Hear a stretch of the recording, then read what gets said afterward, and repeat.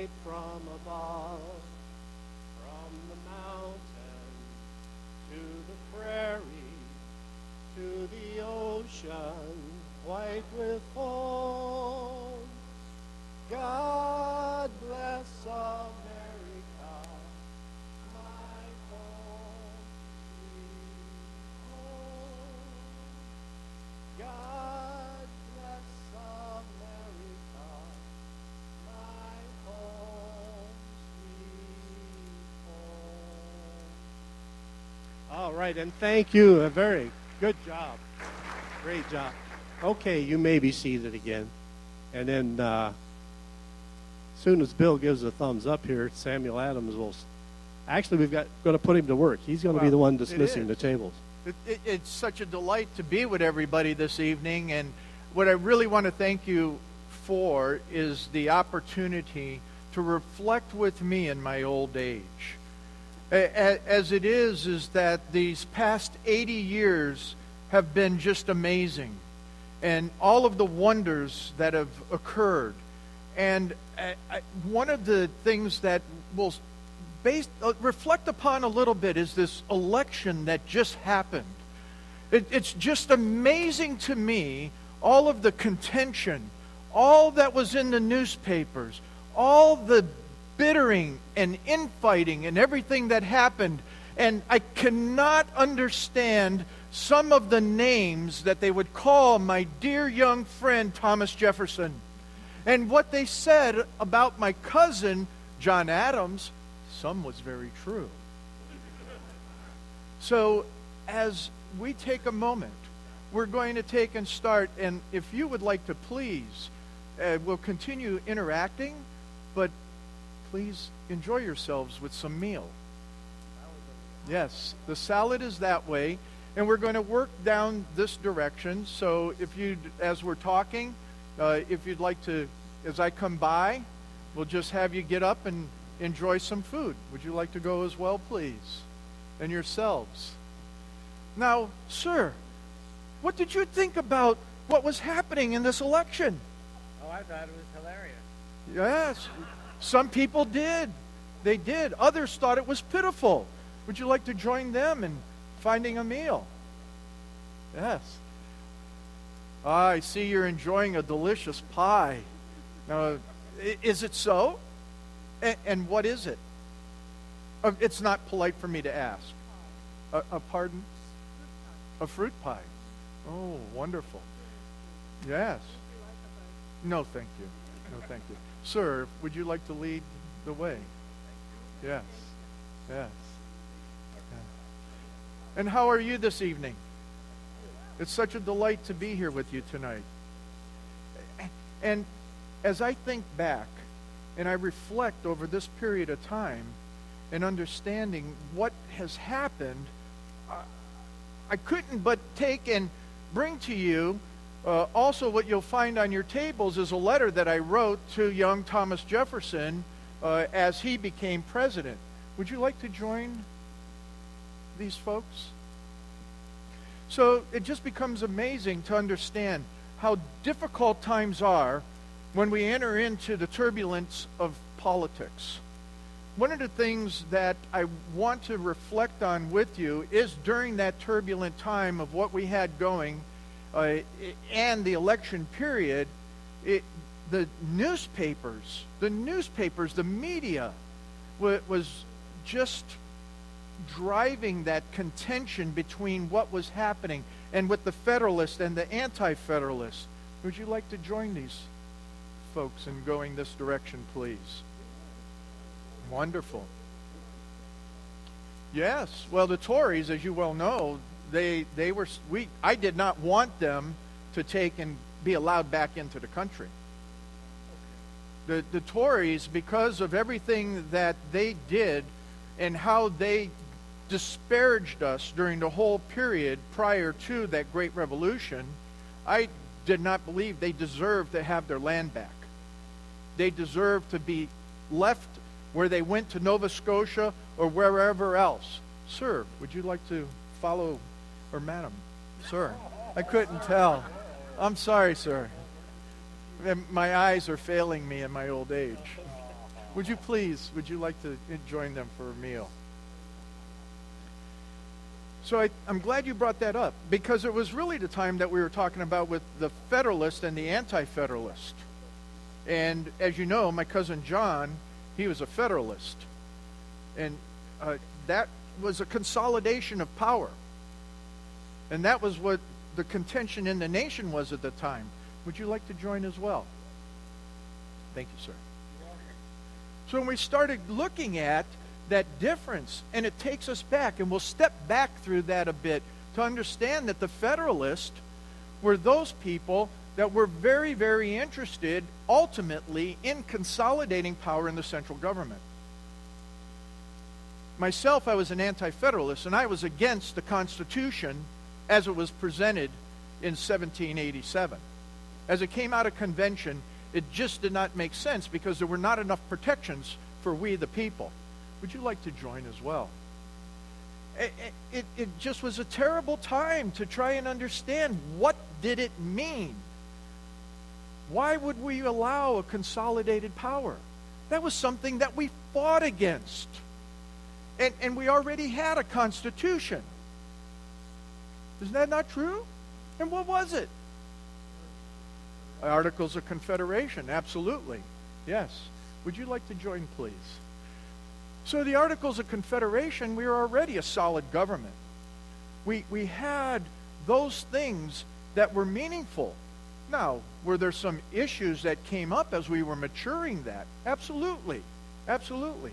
Sir, would you like to lead your party? And when we step back on that, in what was happening with those Articles of Confederation, how did we get to them? Well, I was on the committee that helped write the Articles of Confederation when my dear cousin John, my good friend Benjamin Franklin, Thomas Jefferson, and several others were in committee to write the Declaration of Independence. And with that, would you like some independence towards a meal? Yes. Yeah. But when we step back through that, so when we were writing that declaration, or as Mr.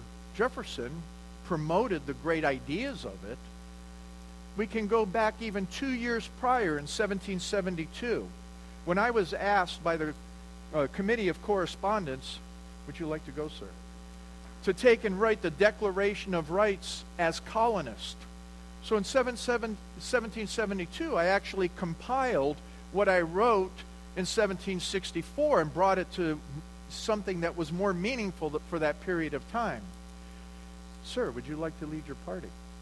And it just was interesting then as how that all culminated in the Declaration of Independence, because we had to be. Our commerce was being destroyed. We were seeing so many things where everything that we had, sir, would you like to lead as well? Everything we had was being forced out of our nation, having the full capacity to produce right in the colonies themselves. We had that full capacity to manufacture. We had all the resources that we would ever need. And yet we were told to send them to England. To send them to England. Would you like to lead your party? When they went to England, what happened? They were sent back to us with taxation added to it. We called it a tax. They called it a levy. So we were not only not allowed to produce what we could at home for our own prosperity, but we had to send it off. And then it came back, and we had to pay for it not only as finished product, but we also had to pay those tariffs and those levies upon it as well. Doesn't that infuriate you? But I'm sure an empty stomach does so more, so if you would like to join the others. It's just amazing to me that as we then look back, and you help me reflect, and I look back into my youth, as we got to this election that we have in 1800, just an amazing time, that we wonder, what was it that established the drive for liberty? What was it? What did we need to do? Would you like to lead your party? Yes, wonderful. The drive for liberty. Where does that passion come from? Well, I know that many of you are my friends, that we've spoken before. And in doing so, you've learned a number of different things about me. But I'd like to take you back a little bit to reflect on some of that as we look forward to what happened during this election period of time. In my youth, I was raised, basically, my mother taught me at home. Well, yes, I was schooled at home, definitely. And would you like to lead your party? Yes. So the majority of my education was done at home. And it was very interesting to be able to do that and to have the capacity of what my mother would teach me, especially from God's Word. Amen. Yes. Yes. How are you? Good. That's the place that everything has to start. Would you like to join as well? Sure. Wonderful. Thank you.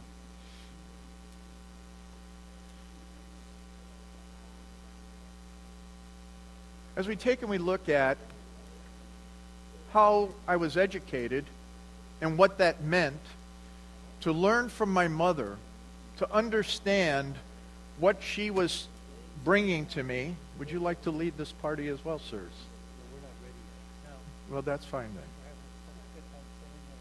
Wonderful. I thought that you would be a little bit hungry by now. We're ready. Well, we always leave the best to last. Ah.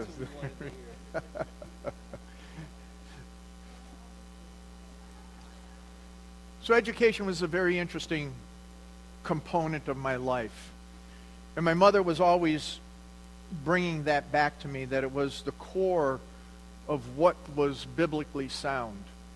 Now, I've heard some people say, especially at this time and all the different times that I was disparaged in my whole political life, is that, where did you take your stands on your principles, Sam?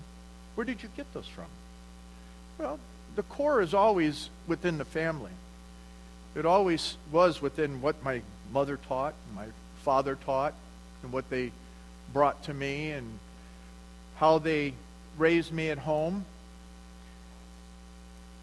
And I cannot, as I have already, overemphasize that it was that important aspect of enjoying and learning that life begins with understanding the will of God.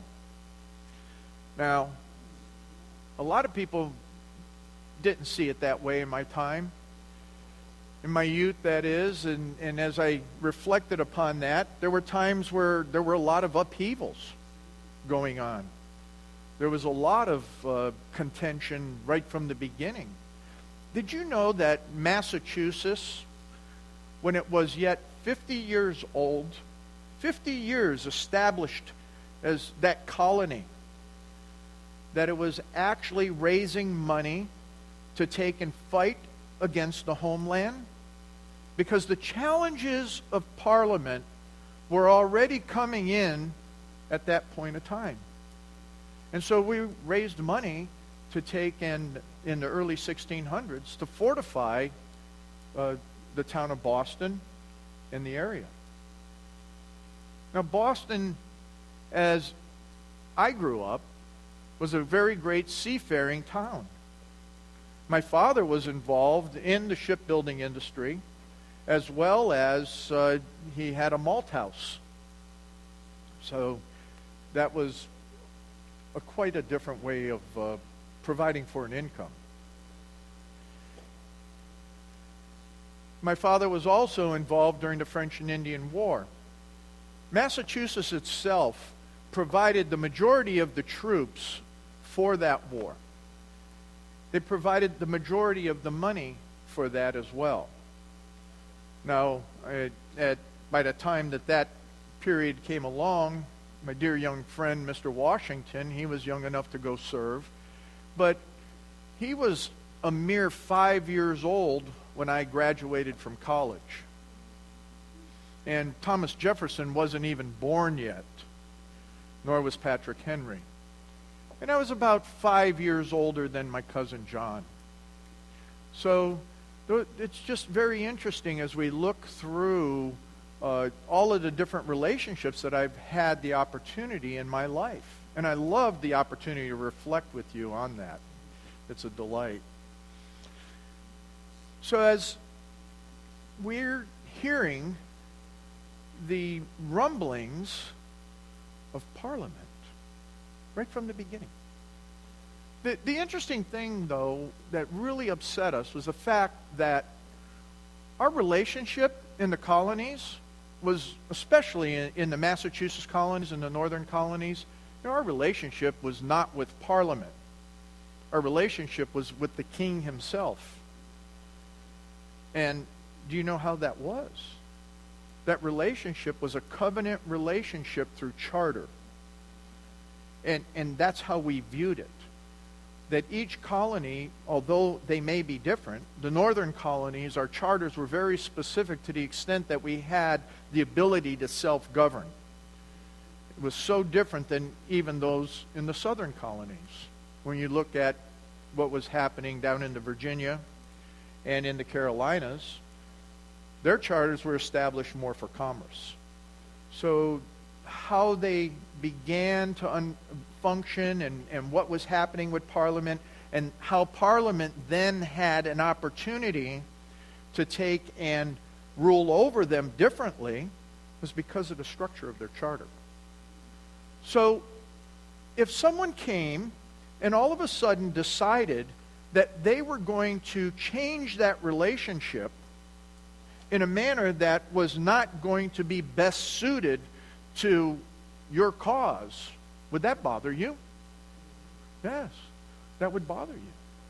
Well, those are the types of things that we started seeing happening, was when our charters were taking and being changed. That relationship was trying to be changed. And therefore, it was Parliament that decided that they can impose more taxes on us. They can impose more regulations on us. They were able to impose even religious ideas on us. I think that was one of the more frustrating things for especially us in the northern colonies. We came from that great Puritan heritage. It was the root of what we were, and that's what my mother taught me. We as Congregationalists, we were very strong from our Puritan perspective. And to have Anglicanism driven in our direction was egregious to us, because now you were imposing a type of religious hierarchy that was contrary to the way we looked at the freedom of even operating within our churches. Again, that was being imposed on us. When someone tries to impose their ideas that have nothing to do from a scriptural formation, but saying that this is so that they can rule over you, would that bother you? Yeah. So those were a number of the different components of what early on started to happen. And these things kept building and building. I observed in my youth, my father was just fantastic, and he would take me into the areas that he would work. We'd walk all across Boston up into the Great Commons area, out to the shipyard, and not only where the ships would go in and out for commerce sake, but also where they were built. Now, I'm sure you're well aware, because of the great oak availability in Massachusetts, in that whole northern area, that some of the finest ships in all the world were built right there in Boston. And in building those ships, there was a component of what had to happen that in between the planks, they had to be caulked. And so a good number of those people that were craftsmen were called caulkers. It came to be that my father and several other men gathered together with the caulkers and would determine, based on how they would look at people's characters, how they would look on their availability and viability to understand what it meant to govern well.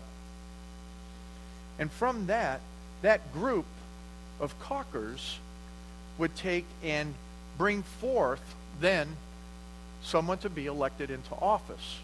Now, our elections are annual, as you well know.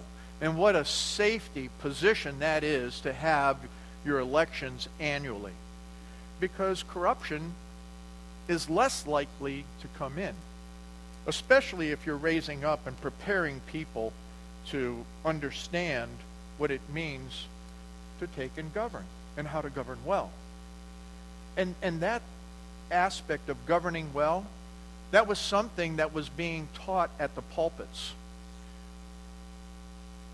So as I left my mother's education, I entered into the Boston Latin School, which a lot of young men went to it immediately from either their homes and what their parents had been teaching them.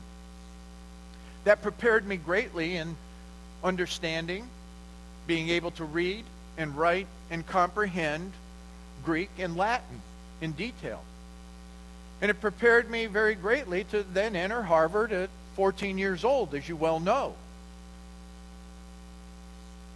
So 14 years old, I went to Harvard. Do you know what the first assignment is in Harvard? Your very first assignment? Your first assignment is that you're given not just a chapter, but you're given a whole book of the New Testament.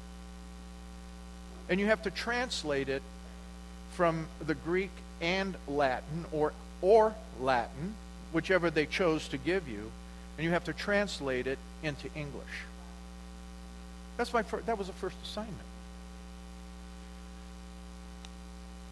So I graduated from Harvard at 18, went on to do my master's work. But while I was at Harvard, as you well know, is a wonderful place to raise ministers. That's what my parents sent me to Harvard for, was to become a minister.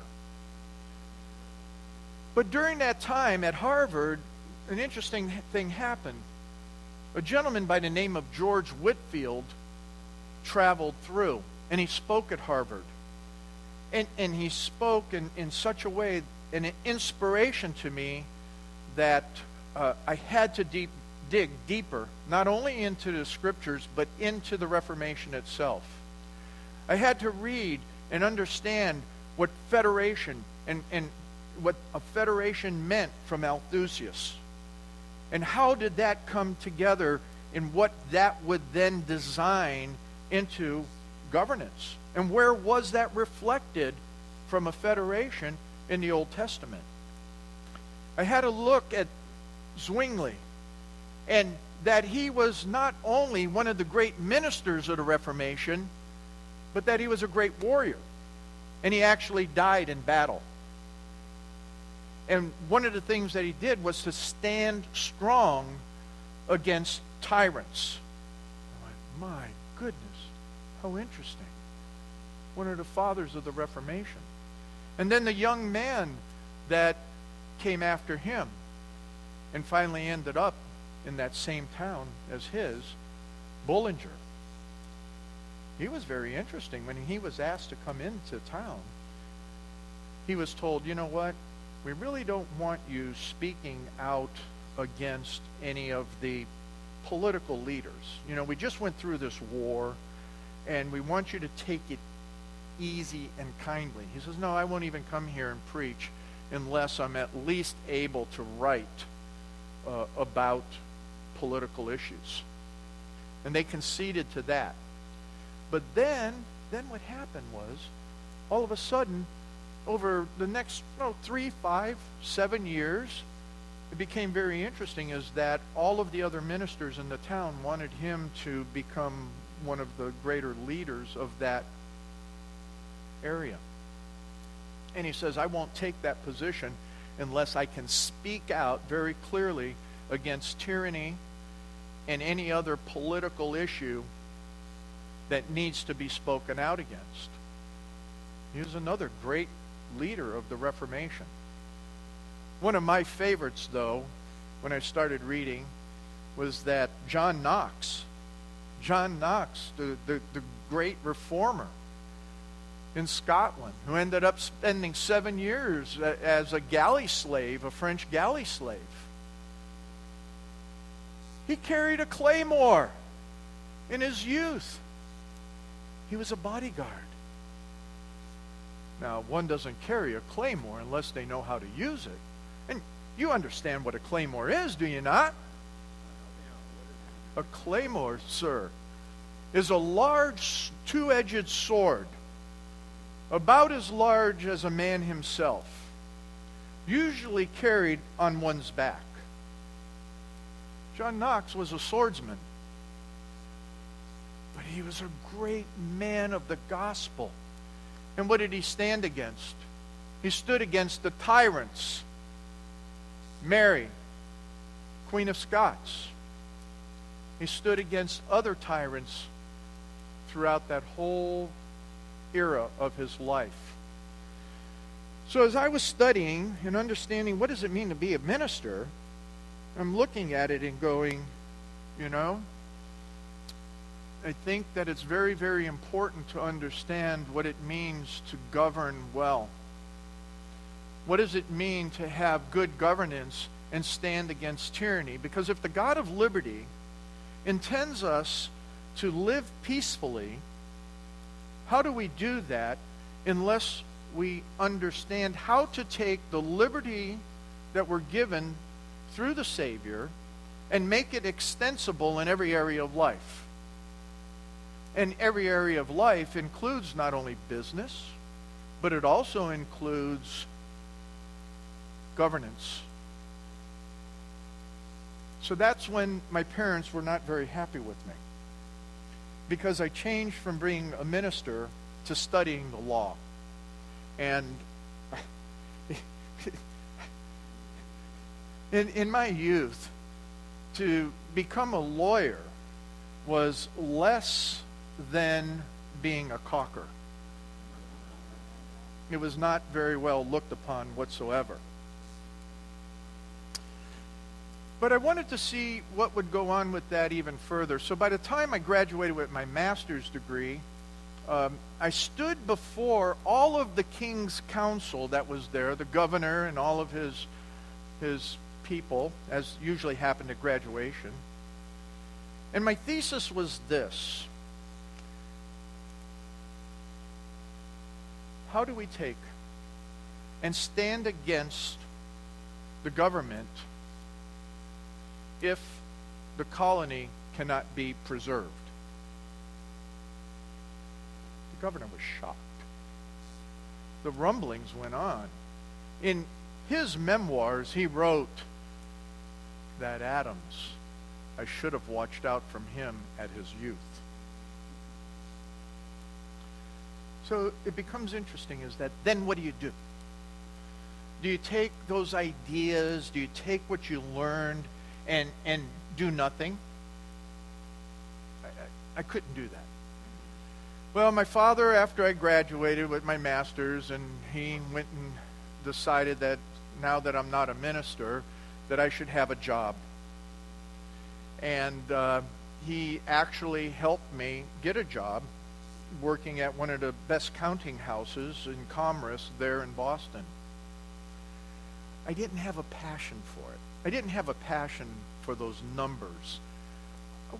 Where my passion was is I was found more often going to the court, and the court being the legislature. So I'd go to the legislature, and find out what was happening there and be involved there. And with that, it came to the point, as I know some of you already know, is that I was let go. I lost my job. I think some people call it that I was fired. Well, that didn't discourage me whatsoever. Actually, my father wasn't discouraged by it either. Being the great man that he was, he gave me a portion of my inheritance in my youth. I wasn't very good as a businessman, as you already ascertained, being let go from a counting house. So I made a loan to a friend of a portion of it. Unfortunately, he didn't do well, and he never paid me back. I took the other portion of it and invested with another friend into a newspaper. My passion exploded. I was able to write. I was able to take and look at what was going on right then, right now, and be able to describe that in pen and put that to paper and be competitive in that for a period of time. As you well know, that's the only way that we can communicate is through correspondence and through our what's written and published. So as that looked, as we started seeing more of the egregiousness that was happening from what I mentioned earlier, French and Indian War, I understood that from my youth. But now we had to start paying for something we already paid for. I think I was talking to some of you ladies and gentlemen earlier. Here it was. We, as I mentioned, primarily paid for the war, and yet because the French and Indian side was on the continent, or on the colonies, yet it was the 7-Year War on the continent. And that the banks of England, the Bank of England itself, was basically turned over to third parties and private parties.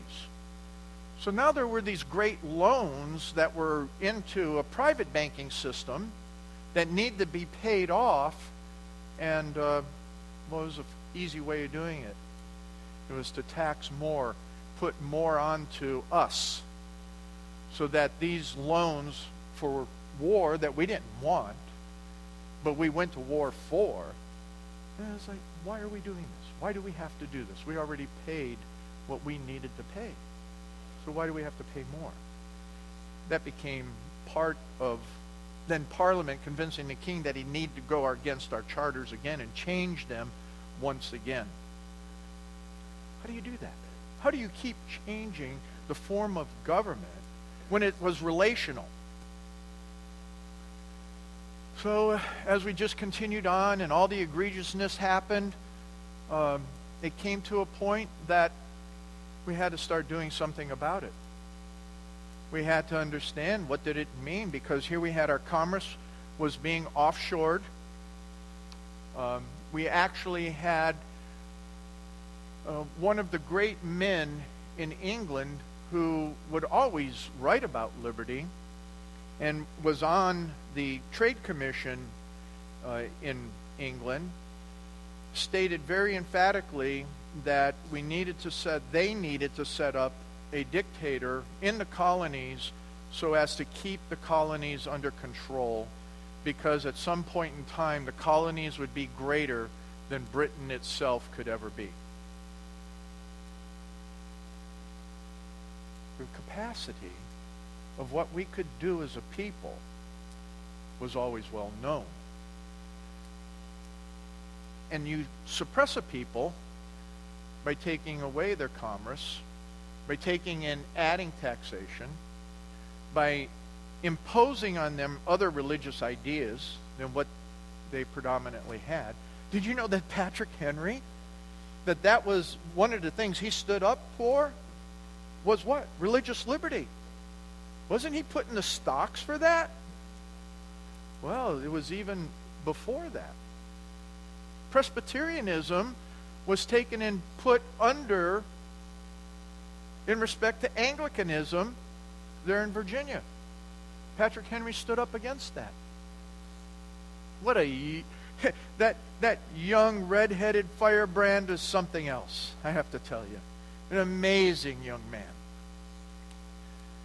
But as we take and we move through and see all of these things that were happening, it just became more important to communicate. So I got a hold of Mr. Franklin via letter, and we started talking in letter. And I suggested, why is it not that the towns aren't communicating? We have similar ideas. Why aren't we communicating with one another? Why are not the colonies communicating with one another? Because we have similar grievances. And with that, Mr. Franklin said, I think what we need to do is we need to see if our friends in Virginia will help us along with that. So Mr. Franklin actually wrote to several different friends in Virginia and said, why don't we start corresponding? And we came up with this idea that every community should begin what's called the Committee of Correspondence. So we began that from the communities within the various colonies. And eventually, what happened was we were able to get those colonies to communicate with one another. So by the time that we got to, probably about 1771, we really had a lot of the communication going between the colonies. We found out the commonalities within the grievances that we had.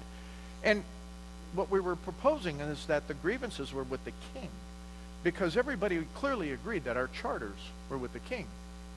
So in doing that, it became essential that we wrote to the king. We appealed to the king. We did that. And we appealed again to the world. So the appeal in 1772, which the city of Boston asked me to draft and lead that committee to draft that, became known as the rights of the colonists as men. And in there we addressed very, very clearly the right to life, all life, the right to life. The right to property, and the right to preserve that property, that ownership, at all cost. At all cost. We're making that commitment to that. That then was determined that we needed to form a Congress. Now, just for your information, that friend of mine, Mr. Franklin, he's just amazing.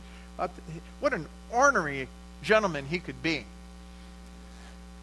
It was actually in about 1765 that he went to upstate New York and was fundamentally leading a rebellion at that time.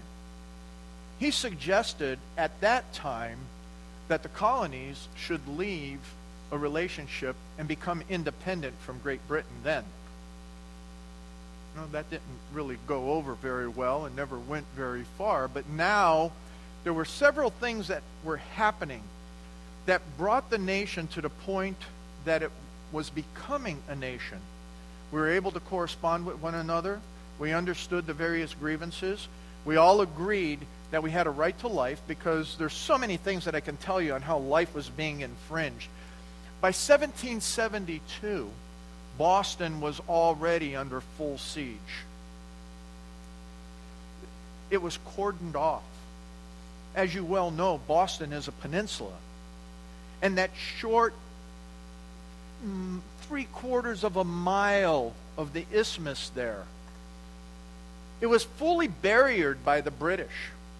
And you had to go through the guard post and the gates to get into Boston. We were starving. We didn't have enough food. And already the Quartering Act happened. And you know what happened with the Quartering Act, don't you? Your home. Don't you remember that you were frustrated that your wife had to cook for those redcoats? You, sir, were even more frustrated because your family was abused by them.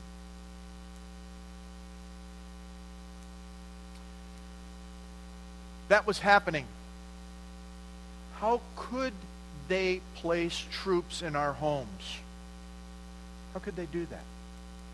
So we were under siege in Boston, and everybody knew about it. So many other things that we can talk for a long period of time, that I know you remember all these things, as I do in my old age, and what's happened.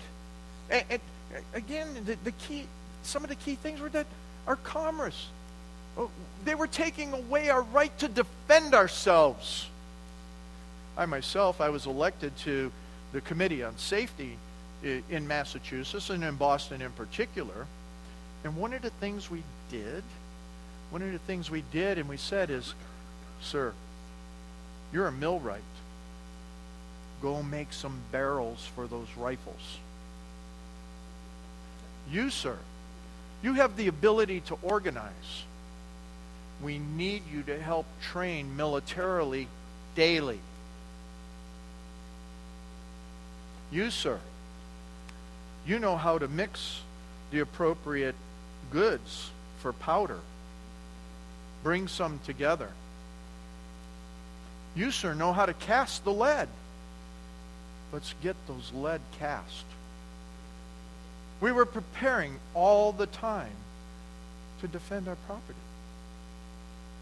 And yes, many people have heard the stories that a lot of the arms were moved outside to where? Lexington and Concord. Well, moving along in 72, what was it that we did? Those letters of correspondence went back and forth, and we decided that we needed to come together as a Congress, so representatives were elected. Myself was elected, Mr. Hancock was elected, my cousin John. You know, my cousin John was never interested in politics whatsoever. As a matter of fact, there was a period of time when John just said, forget all of this, I don't want anything to do with it. You guys go on along. And he actually left what was going on in Boston and went back home. But I kept encouraging him. I'll tell you, with this election and his presidency, I don't know why I did. But yes, my cousin John. I now I look back, I say I don't. But he did a lot of wonderful things, but at the same time, his presidency was one that I wasn't necessarily proud of. So as we went into Congress, as you well know, then a lot of things started happening. We made that appeal to the king. In Congress, it was, let's make some more appeals to the king. Let's do these things. Let's try and get him to get Parliament to change.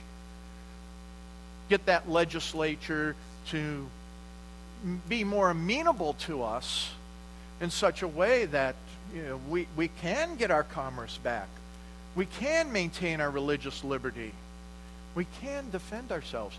Our court system was being controlled now. You know this.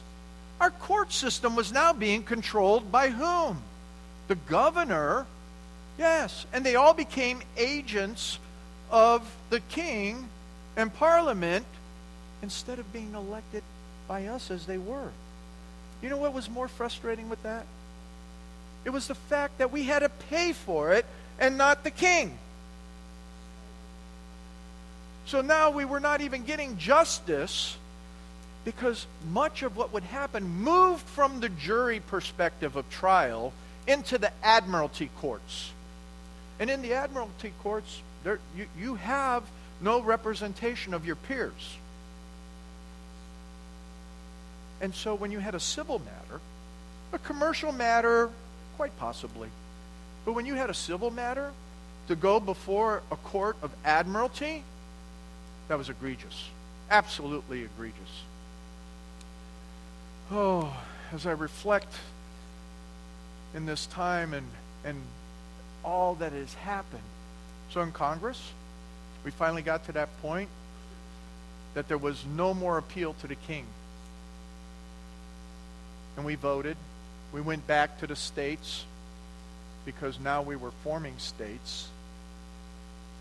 Asked the citizenry, what do you do, sir? What should we do? You know, we've made every appeal that we can. What should we do? The wisdom said that we need to move away from Great Britain. The wisdom said that it was time to find out what we were made of. Could we stand? Could we stand on our principles? Could we stand on our values? The other thing that was very critical that was happening all along, and even earlier, was the fact that the Great Awakening was happening. So what we had were people that were understanding that liberty, first and foremost, came from Jesus Christ and in salvation. Because that's what he said. He would set us free. That message was getting into the general public to the extent that in Philadelphia,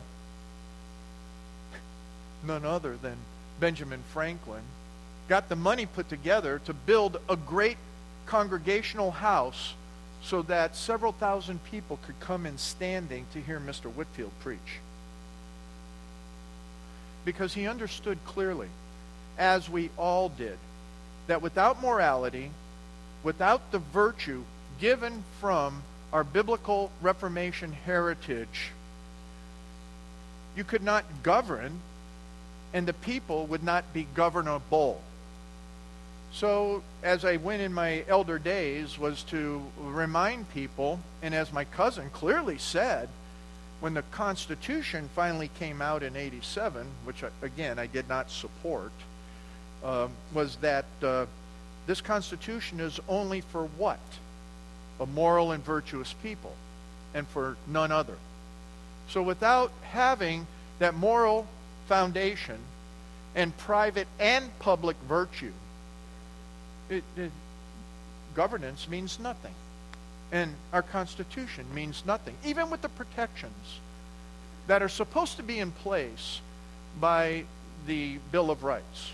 And that was what was most egregious to me, is that there was no Bill of Rights. When I helped write the Constitution in Massachusetts, we ensured that that's how it opened up, was with the Bill of Rights. And that's what's important, is that we understand what that Bill of Rights is and that it's absolutely preserved according to its original intent. So then we come through. Mr. Washington gets elected. He serves for his 8 years. I was governor of Massachusetts during that period of time because Mr. Hancock had passed away early in his life, earlier than what we expected. And I was lieutenant governor during his administration, and then was elected to governor. I served then until Mr. Washington actually left the presidency, and my age was such that it didn't make any sense to continue on in governance. I thought that younger men would be better and more prudent at it. My cousin John got in office after Mr. Washington. Things started changing. When I started talking about the Federalists and the Anti-Federalists, there's so much there, so much that we could discuss. But let it be said that, John, he was a very interesting man, and he and I corresponded on a regular basis.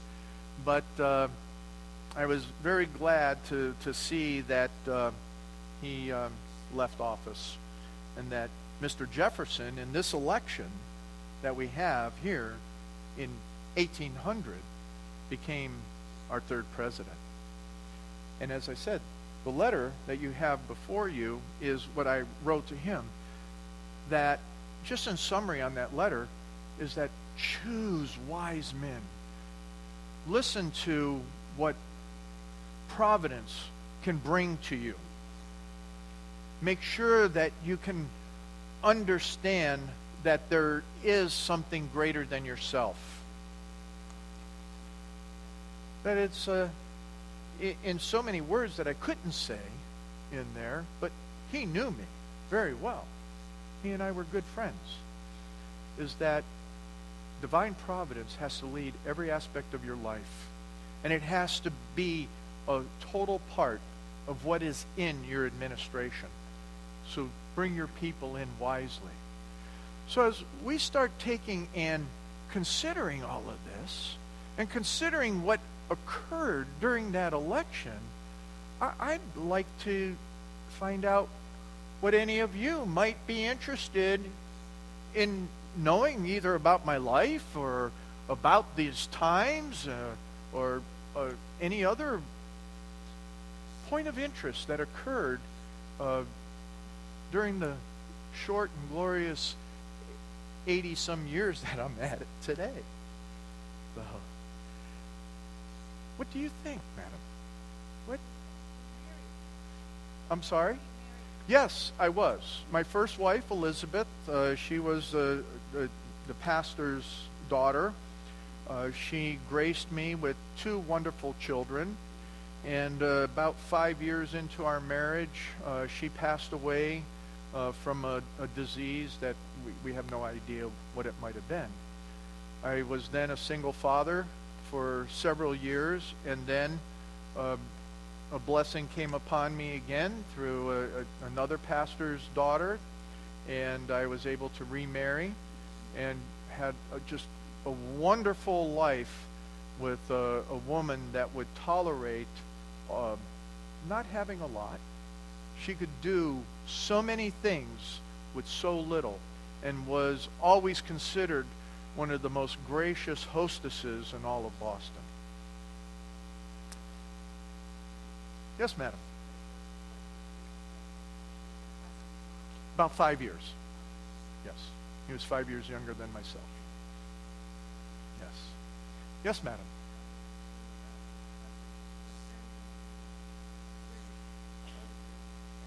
I actually had him do that. He wasn't going to do that. It wasn't time for people to... there was a lot of things that would happen. As a matter of fact, in Boston, and from a Puritan perspective, we never celebrated Christmas and that, and so there were different types of riots would happen. People would break into people's homes. They would take things. And I was always trying to be the one that would settle those activities, because we didn't need that to happen. And so with the Boston Massacre, as it became known, I was the one that actually encouraged my cousin to come back into the public arena and defend those men. Yes. Yes, sir. I'm going to use the microphone. I'm sorry? I'm going to use the microphone so you can hear me at your yes. age. You made mention that you were opposed to the Constitution. Yes. I want to know why, and did you ever come to the light?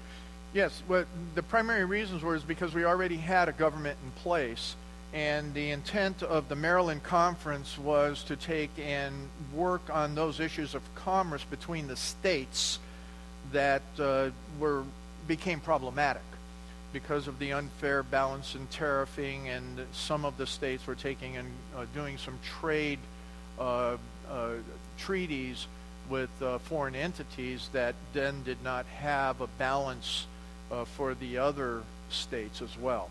So it was the intra-commerce as well as the inter-commerce trade that became a key point. And isn't it amazing that a lot of the things that come into how we determine where liberty is going to do comes around commerce? I always ask the question, and excuse me for detracting for a moment, is I always ask the question, are you willing to give up? Are you willing to suffer your liberty for economy? Are you willing to suffer your liberty for economy? We were not. I was not. But to continue on with your question is, I was against the Constitution because it came out of a meeting that was to only fix certain components of the already existing Constitution that we had under the Articles of Confederation. And this new government was one that would allow for a centralization of power instead of every state being its independent republic. So we already saw, and that's where you can get in with and discuss more with the anti-federalists, as we were called, when in fact we were the Federalists. We believed in true federalism, whereas the name was appropriated, if you will, by the others to make it look like in the press that they were the Federalists and we were the Anti-Federalists. But that's okay, because we were able to argue very significantly on what that was. I conceded, because Massachusetts would not have adopted that new Constitution without my nod. And I only conceded when the arguments in convention, in the state convention, were such that we would be able to propose amendments to the Constitution immediately, and that would be a generalized acceptance in all of Congress, that those amendments would be heard and brought together and adopted. And you well realize there were over 100 amendments that were initially offered. And we brought them down to, at least Congress brought them down to the 10 that became significant as the Bill of Rights. Yes, sir.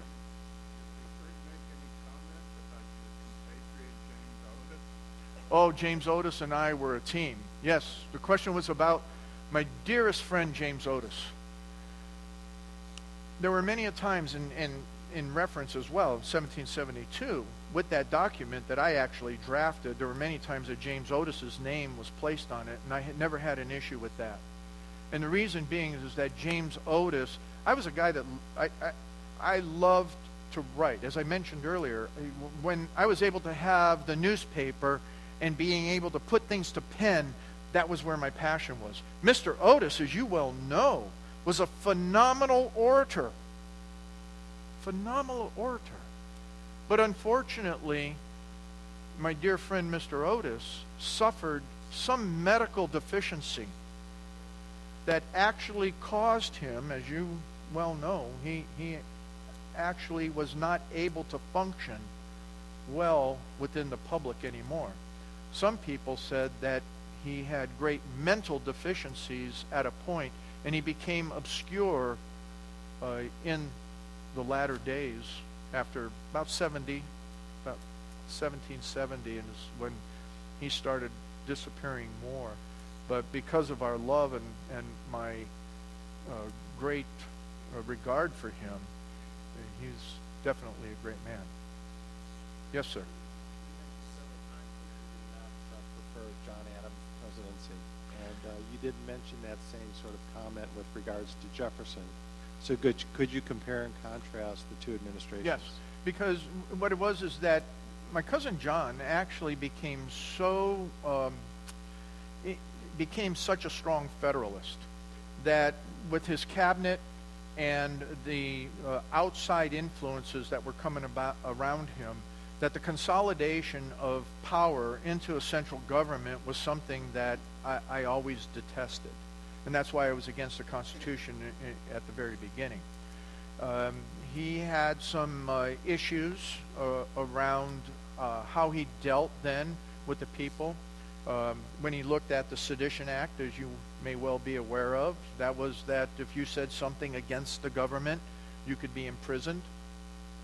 I was absolutely against that. That wasn't what the federal government was there for. We had the idea of free speech. That was something that we fought for. And yeah, if you disagreed with the government, that was your very absolute right to disagree with it and bring together then the people that would, why are you disagreeing? On the other hand, Mr. Jefferson, he was an anti-federalist. He actually, I think that, and this is something that I really loved about Mr. Washington, was that he said, stay away from party spirit. That party spirit, and he says this in his farewell address in particular, is that party spirit can cause such a contention within the government and pull it apart. Mr. Jefferson was the leader of what became was a Democrat-Republican party, if you will. So there was a consolidation of ideas, and those ideas that Jefferson brought into governance were always more of what was intended in the Revolution. Jefferson clearly lived his perspective according to the Declaration of Independence. And knowing that, as most of the Anti-Federalists did, that the charges that were levied against the king could very easily happen within the Constitution of 87. Because with the Senate, there could become an oligarchy. The president at some period of time, then just in a short idea, is that the president at some time could start assuming powers. He had no authority, and because of the relationship that he had with the Senate, he would then take and obviate the House, potentially obviate the court. And the idea that the court in the Constitution of 87 had no check upon itself. It was absolutely and totally independent. And that's what Mr. Jefferson really raised issue on, was the Supreme Court not having anyone else having any check upon it. Does that help?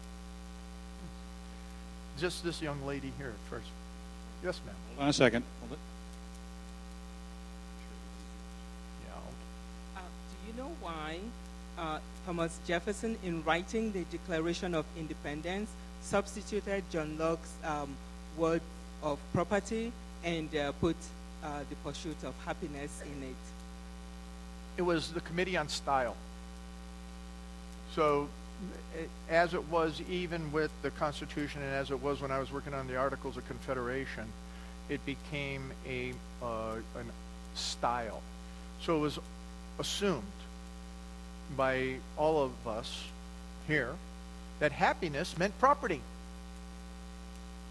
That was the generalized assumption, that if you had property, if you had a right to property, if you had a means of gaining property, and with that, if I may, is that property wasn't just the physical thing that you owned.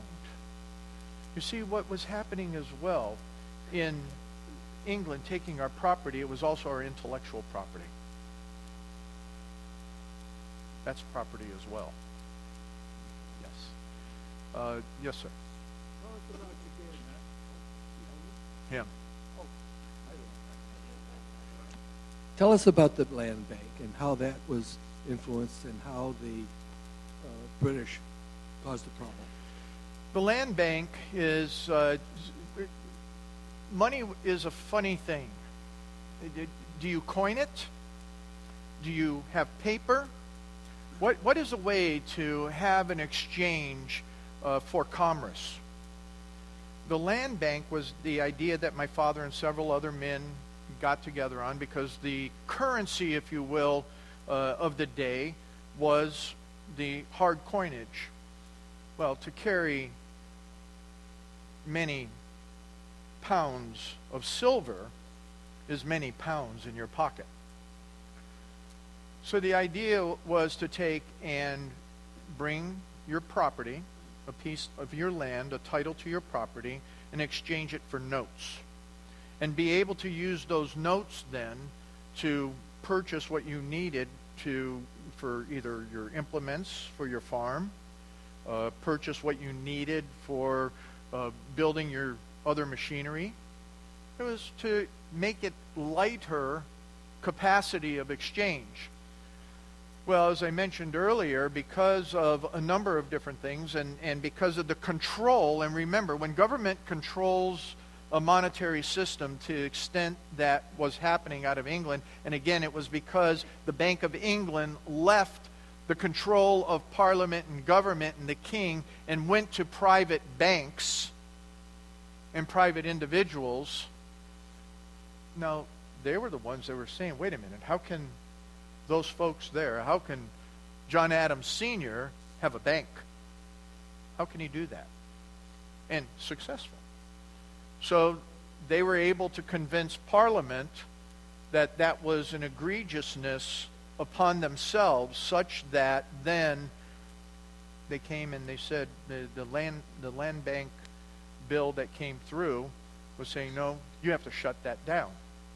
Well, with that, my father was left in serious debt because of the holdings then and what was owed out to those that brought their property and already had made exchanges. Not like some banking systems where percentages are changed in different ways and the value of the bill of tender necessarily doesn't have the full value of what is in reserve. My father tried to make sure that the value of the tender was what was in reserve as best as they could. But then when the laws started happening and coming in and people extracting their property back out and expecting to get paid in full on those bills of tender, it caused a lot of problems in silver. Yes. So it left my father virtually, as someone else asked earlier, bankrupt. And it was a great debt that was a burden on my family. Yes.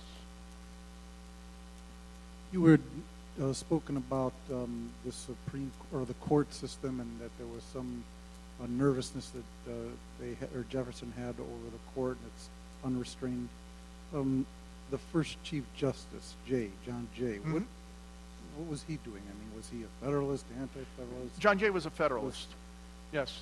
And you know, you don't know maybe, but John Jay was also a friend of mine, so I knew him, and we had many different discussions. We debated the law. We debated the ideas of how due process should work. We debated how constitutional ideas should be promoted and solidified. Great man. And when Jefferson became president, you know, he had already left the court, and he refused to come back to the court because of Jefferson's positions about the court.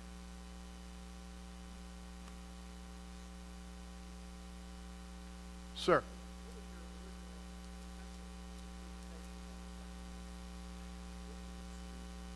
The reason for the Second Amendment was so that you, as an individual, had the absolute right, as I said, from 1772, to protect your life and your property by all means. So the intent of the Second Amendment was that if the government became tyrannical and we could not settle what needed to be settled at the ballot box, or could not be settled in the courts at the juror's box, then what you had left was the ability to take on a tyrannical government. Absolutely individual ownership. The militia, you have to remember, is you, the citizen. You're the militia. Where's that gentleman over there? I asked him to train you daily.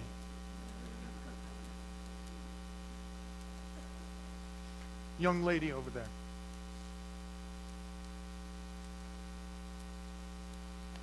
Back to Jefferson, and comparing Jefferson's presidency to John Adams' presidency, wasn't Jefferson also a kind of person who undermined his, quote, friend John Adams and wrote under a pseudonym against his policies and didn't admit it to his face? And he said one thing in public, he wrote another thing in private, and kind of under another name? As we started the conversation, there were many things that were, during the whole period of that election cycle in particular, that one was writing against the other by pseudonym, or their agents were. You have to remember is that Mr. Jefferson never left Monticello, and my cousin never left Washington, or at most he'd come back to Boston. So the way that they communicated to the rest of the nation was either through their agents or through the newspapers. So to communicate then the ideas of one against the other, or to try to diminish one's ideas against the other, was either done by themselves or by their agents. And that's what made it ugly. The election of 1800 was one of the most vicious elections in all time.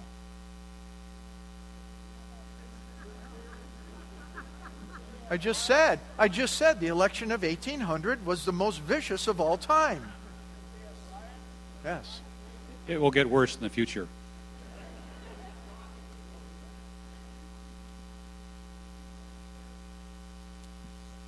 I want to thank you for answering all these questions, Mr. Adams. But I've got to ask you, when you ran your newspaper, do you remember the Silence Do Good letters? Oh. I do.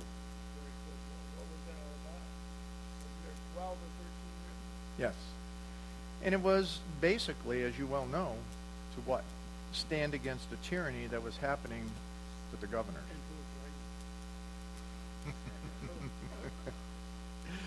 Well, sir, my age is upon me. Who wrote them? Benjamin Franklin. There you go. Yes. Mr. Franklin was just an amazing penman as well. Yes, yes. But then they were republished. Yeah. Well, Benjamin Franklin, that was the whole, as I said, at 64. He was intent on separating at that period of time. So what would have happened? Could we have done that? Well, at that time, there were many that believed it. But it didn't have enough in the lower, it was everything from the northern colonies that would have accepted that and seceded again from Great Britain if they could. But without the lower colonies, the southern colonies participating, it would not have been effective. Yes, sir. Thank you.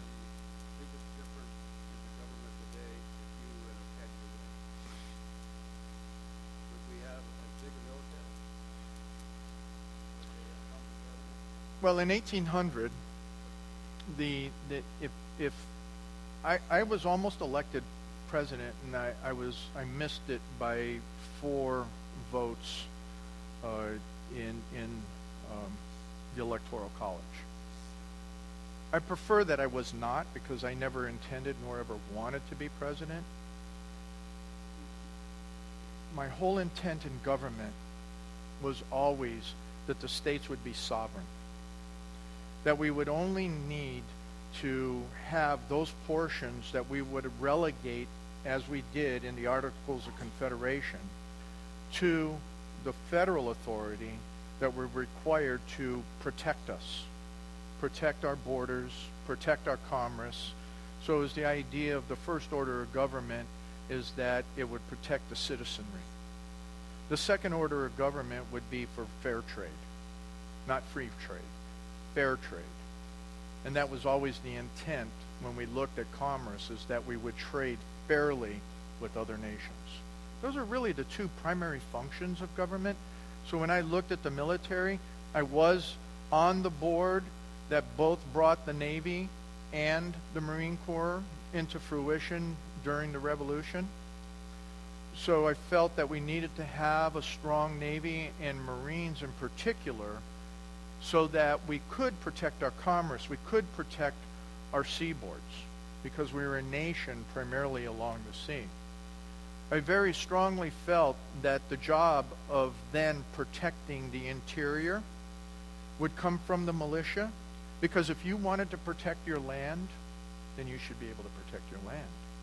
A standing army, I was always against, because a standing army at some point or another could be utilized for the control by an oligarchy or by an authority or by a corrupt government to take and do things even to the citizenry that you'd never intended. To call up an army from the citizenry is what we always historically did.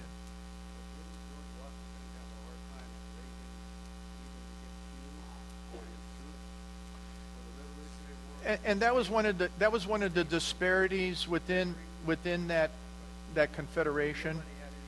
Well, it was because we couldn't take in that it required all of the colonies or all of the states to vote unanimously, and it was very difficult to do that. We couldn't agree upon it.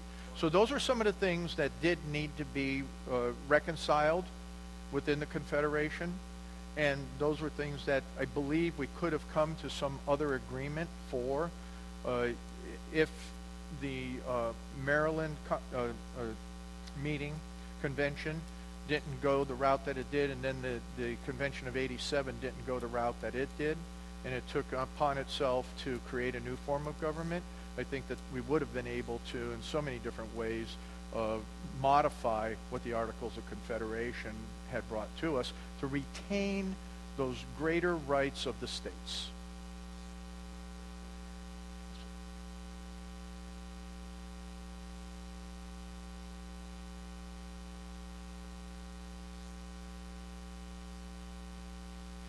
You're only allowed one question a night. Sorry, just one minute. What did you think of slavery? I'm sorry? What did you think of slavery? I was absolutely against it. As a matter of fact, my wife comes home one day, and she brings this black young lady with her. And she said, "This is a gift to us." And I said, "A what? A what?" I said, "There's no such thing as a gift to us." I said, "If this young lady is going to remain in our house, she will do so of her own accord." I was absolutely against slavery. And that young lady did stay in our house. She lived with us as family, helped my wife in any way that she chose to help her, and she was educated the same as my children and participated in our full life to this day.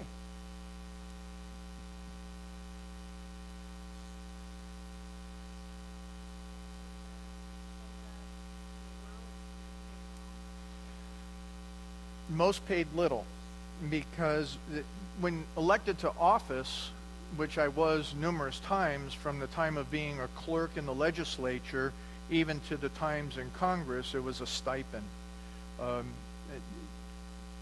My malt business was nothing to ever speak of.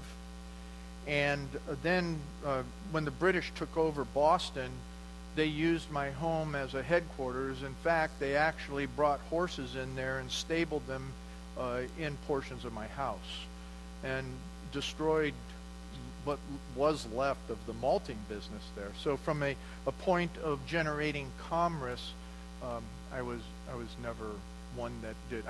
The best remuneration that I ever received was when I was governor of Massachusetts. There you go.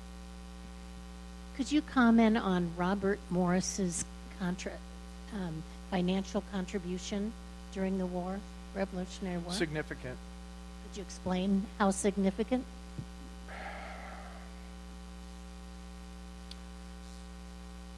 It was probably one of the greatest contributions that we had, and how can I say, to the thousands of pounds. And it made a great difference, especially into our troops. As you know, my son was a doctor during the Revolution. And I got a report back one time that he was very littly clothed and that the working conditions were abominable. There was no favoritism that I could show him. But because of that contribution to the war, others were able to be clothed, we were able to buy arms.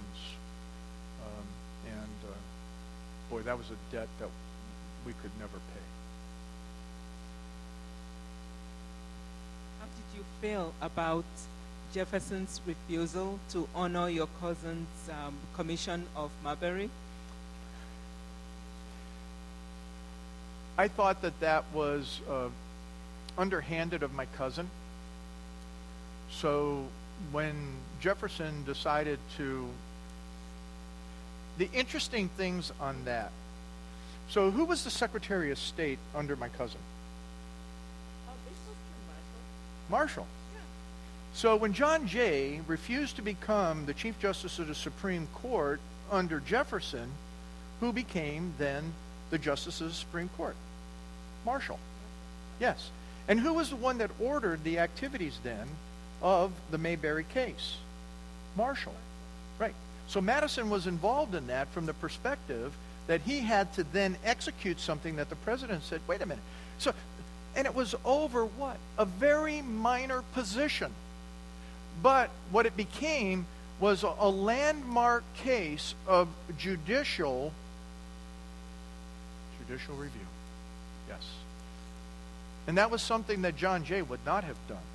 John Jay was, as much as John Jay was a Federalist, he was a strict constructionist. We only have a few minutes left, so if I can entertain one more question, please.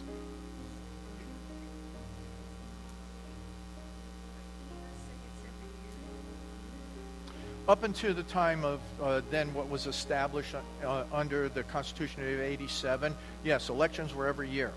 And that was absolutely critical. And I wrote about this, especially as we look at our ports, is that we had so many people coming in and out. There were some that would try and vote without a right to do so. I said very, very clearly that there was a way that people became citizens. You were either born or you had a means to become a citizen. It was important and incumbent when it came to the time to vote that I said that those that became citizens would offer their papers of citizenship to prove that they could vote, because otherwise the elections could be corrupted. And that we had to have a citizenry that understood that elections are not only their right if you are a true citizen of this nation and of your state, it's your responsibility. It is an absolute responsibility. If I had time, I'd take you back to my youth. And what would come about was what was called the Folkmote. And in Boston and in Massachusetts, every citizen was required. And as we said, we didn't care if they were the town idiot. They were required to come to the town meeting. And their voice also would be heard. The intent of America is that every citizen, the intent of what we fought for was that every citizen would participate to ensure good governance. Thank you very much.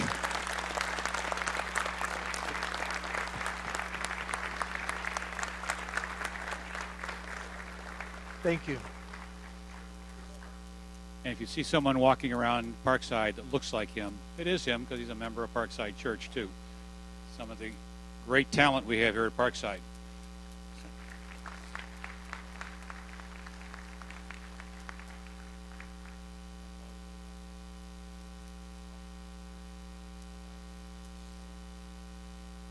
Or you can use this one. I do have a radio program that's on Saturday mornings at 9 a.m. and again it's replayed at 7 p.m. Eastern Time, and it's on internet radio, lwrn.net, Liberty Works Radio Network. So if you're interested in hearing the mirrors of history, where it's called Samuel Adams Returns, the Anti-Federalists Got It Right. So that takes, and the intent there is to bring a lot of what we just interacted about this evening so that people could hear it and continue to hear those truths that the Anti-Federalists predicted about government. lwrn.net.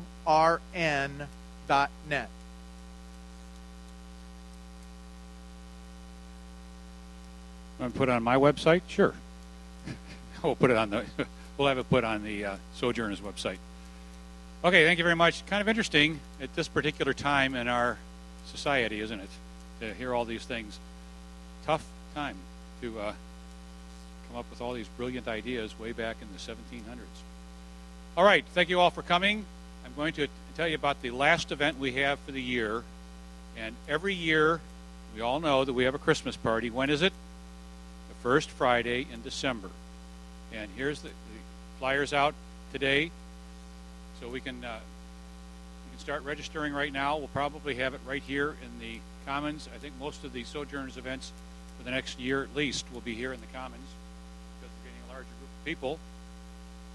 But it'll be December 2nd, 6:30, and I'll read to you what it says in the back because we're having the same group of people, but more of them this year.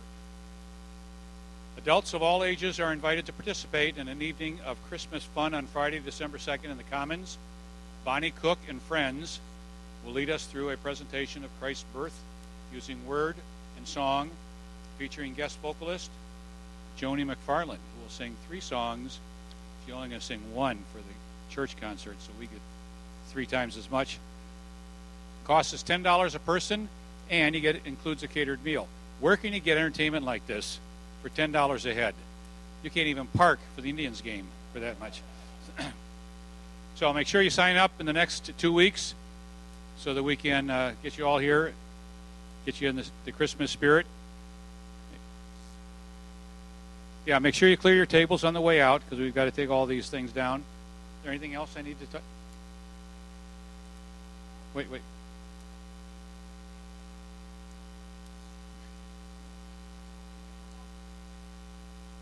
I just thought, let's get dressed up, ladies. There's so few opportunities. Tell your guy he can't wear jeans. Get dressed up, and we'll make it a really festive evening because you don't have too many opportunities to put on those special outfits. Thank you. Okay. Bonnie has another thing for me to wear again this year. I have no idea. It's always a pleasant surprise. Okay. Any other comments we need to add? Thank you all for coming. Have a wonderful weekend, and we will see you on Sunday. Make sure you sign up for December 2nd. Good night.